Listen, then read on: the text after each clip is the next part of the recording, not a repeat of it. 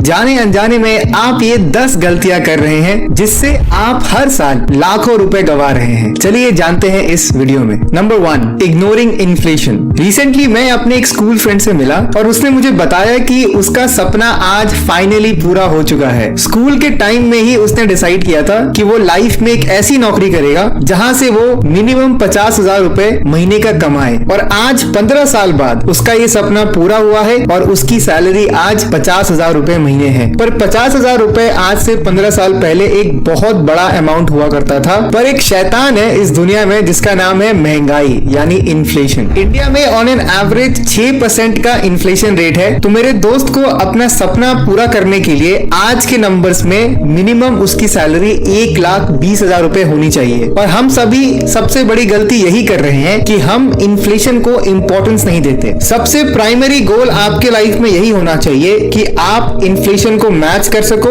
या उसे हरा सको। यानी आपकी इनकम हर साल 6% से ज्यादा बढ़नी चाहिए। अगर इनकम ग्रोथ पॉसिबल नहीं है तो इन्वेस्टमेंट्स कर सकते हैं आप स्टॉक्स में, म्यूचुअल फंड्स में, रियल स्टेट में या गोल्ड में, जिससे आज से कुछ साल बाद आपके पैसों की वैल्यू कम ना हो। गलती number 2, not having an emergency fund. दूसरी सबसे बड़ी गलती जो हम कर रहे हैं वो है अपना इमरजेंसी फंड ना बनाना। इमरजेंसी फंड यानी वो पैसे जो आप किसी मुसीबत के दौरान यूज करेंगे, जैसे नौकरी चली जाना या बिजनेस में लॉस होना, फैमिली में किसी का हेल्थ इश्यूज आ जाना। इस दौरान अपने लाइफस्टाइल को मेंटेन करने के लिए 3 महीने से लेकर 6 महीने तक का आपका मंथली खर्चे कहीं सेव्ड होने चाहिए। और क्या आपको पता है 75% इंडियंस के पास कोई इमरजेंसी फंड नहीं है। यानी अगर कोई लाइफ में फाइनेंशियल प्रॉब्लम आती है तो उनको बैंक से लोन लेना पड़ेगा या किसी रिश्तेदार के सामने हाथ फैलाना पड़ेगा। इसीलिए अपनी रिक्वायरमेंट के लिए कभी भी किसी के सामने झुकना ना पड़े तो आप अपना इमरजेंसी फंड बनाने पर फोकस जरूर कीजिए। इस चार्ट को देखिए, इसमें बताया गया है कि अगर एक व्यक्ति को अपना सैलरी इनकम को सेव करना है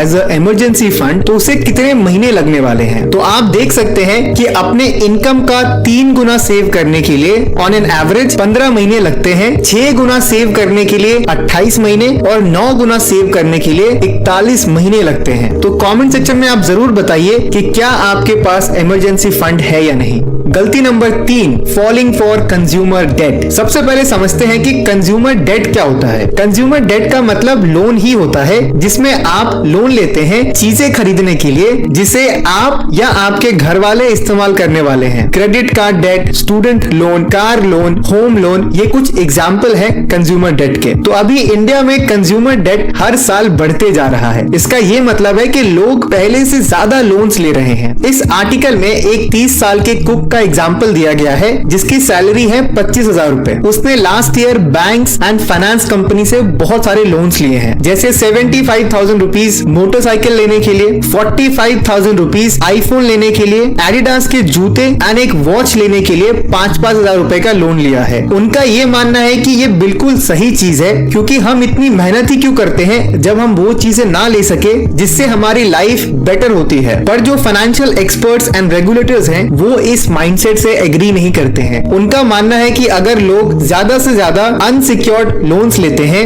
यानी वो लोन्स जिसके लिए आपको कुछ भी गिरवी ना रखना पड़े, तो इससे डिफॉल्टर यानी जो पैसे वापस ना कर पाए, इनकी नंबर्स बहुत बढ़ जाएगी और ये बैंक्स एंड इकोनॉमी के लिए बिल्कुल ही अच्छा नहीं है। ये चार्ट बताता है कि लोग कहां लोन ले रहे हैं और आप जैसे कि देख सकते हैं कि हर साल ये नंबर बढ़ते जा रहा है। मेरा पर्सनली ये मानना है कि इसका 2 रीजन है लोग इतने ज्यादा लोन्स ले रहे हैं। पहला, लोग जब अपने फ्रेंड्स एंड फैमिली से पैसे मांगते हैं तो उनको शायद ठीक नहीं लगता है, इसीलिए वो ये अनसिक्योर्ड लोन्स के लिए अप्लाई करते हैं जिससे किसी को पता भी नहीं चलता है कि उनके ऊपर लोन्स चल रहा है। दूसरा रीजन है कि आजकल इतने सारे कंपनीज लोन प्रोवाइड कर रहे हैं कि ऑप्शंस लोगों के पास बहुत ज्यादा है। अगर एक कंपनी रिजेक्ट भी करती है तो कोई और लोन दे देगा, इसीलिए लोग अपनी सैलरी का बहुत बड़ा परसेंटेज सिर्फ ईएमआई में ही पे कर रहे हैं। और अगर आप ऐसा कर रहे हैं तो आप एक डेट ट्रैप में फंसते जा रहे हैं।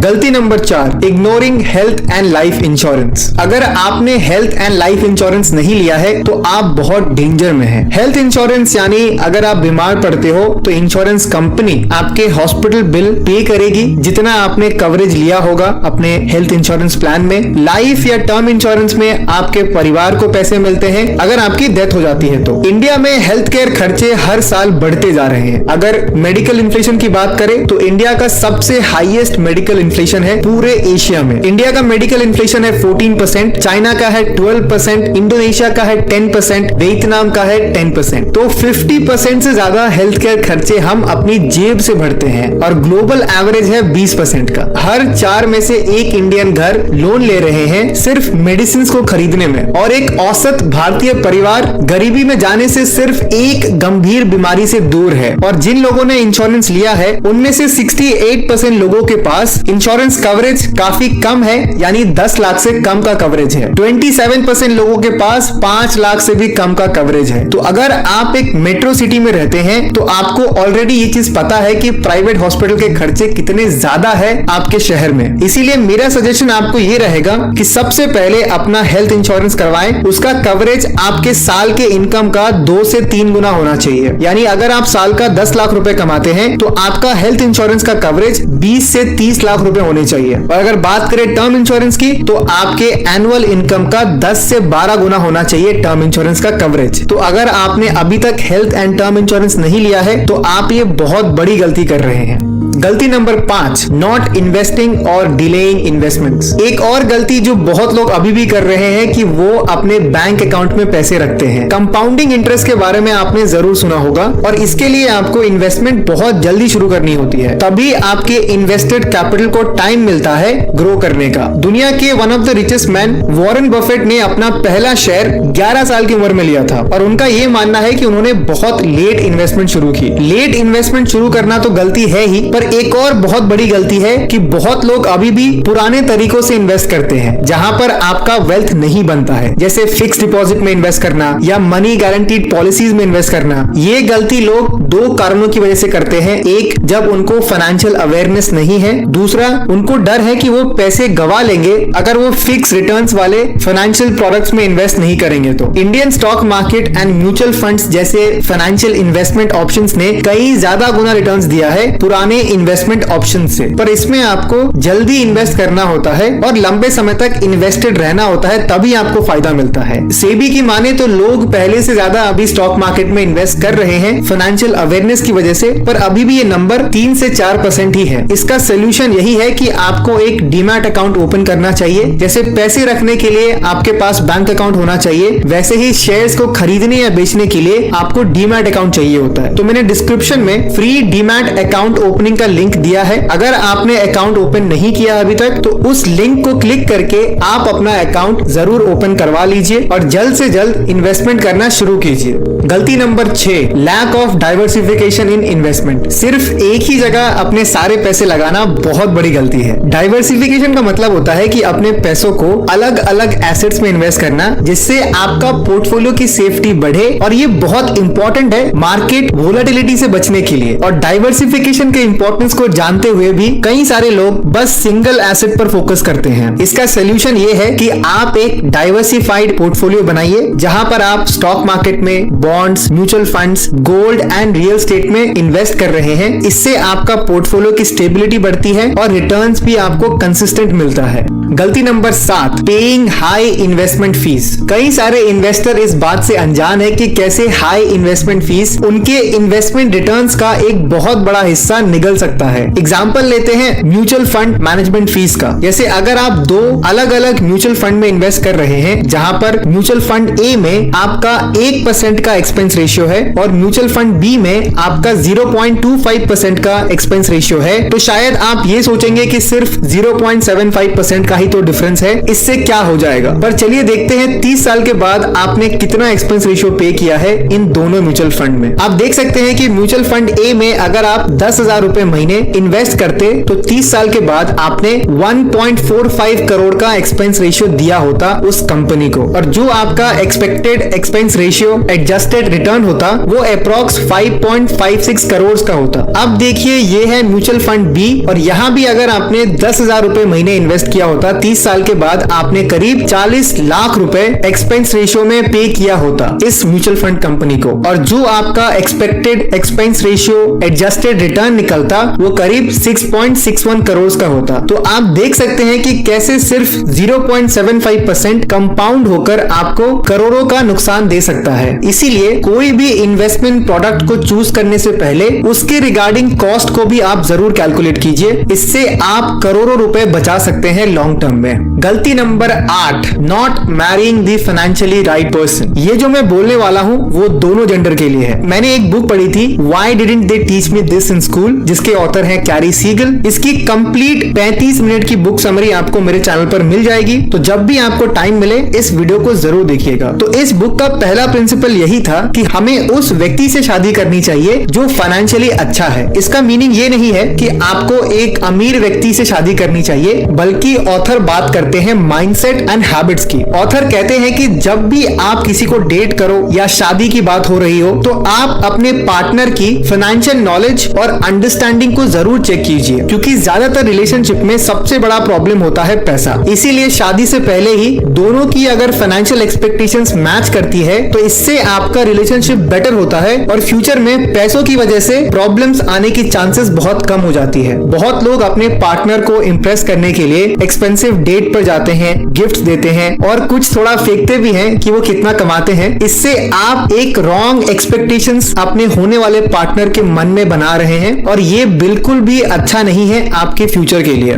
गलती नंबर 9, इग्नोरिंग रिटायरमेंट प्लानिंग। सबसे ज्यादा लोग अगर किसी चीज को इग्नोर करते हैं, स्पेशली जो अभी यंग लोग हैं, वो है रिटायरमेंट प्लानिंग, क्योंकि उनको लगता है कि अभी तो बहुत टाइम है इस बारे में सोचने के लिए। और कुछ लोग इसकी प्लानिंग नहीं करते क्योंकि उनको पता ही नहीं होता है कि फ्यूचर में कितने पैसों की रिक्वायरमेंट होने वाली है। पहला माइंडसेट चेंज जो आपको अंदर लेके आना है कि आप एक दिन बूढ़े होने वाले हो, और जिस रेट पर इन्फ्लेशन और कॉस्ट ऑफ लिविंग बढ़ रहा है, अगर आपके पास रिटायरमेंट सेविंग्स नहीं है तो आप अपने बच्चों पर डिपेंडेंट होंगे अपने बुढ़ापे में। और भगवान न करे अगर आपके बच्चों के पास भी उतने पैसे ना रहे तो आप और आपकी पार्टनर अपने परिवार पर बोझ बन सकते हैं। इसीलिए आपको एम्प्लॉय प्रोविडेंट फंड और नेशनल पेंशन सिस्टम जैसे प्रोडक्ट्स को यूज करना चाहिए। ईपीएफ एक सेविंग स्कीम है और इसे डिजाइन किया गया है एक एम्प्लॉय को फाइनेंशियल सिक्योरिटी एंड स्टेबिलिटी दी जाए उसके रिटायरमेंट के बाद। इस स्कीम में एम्प्लॉय और एम्प्लॉयर दोनों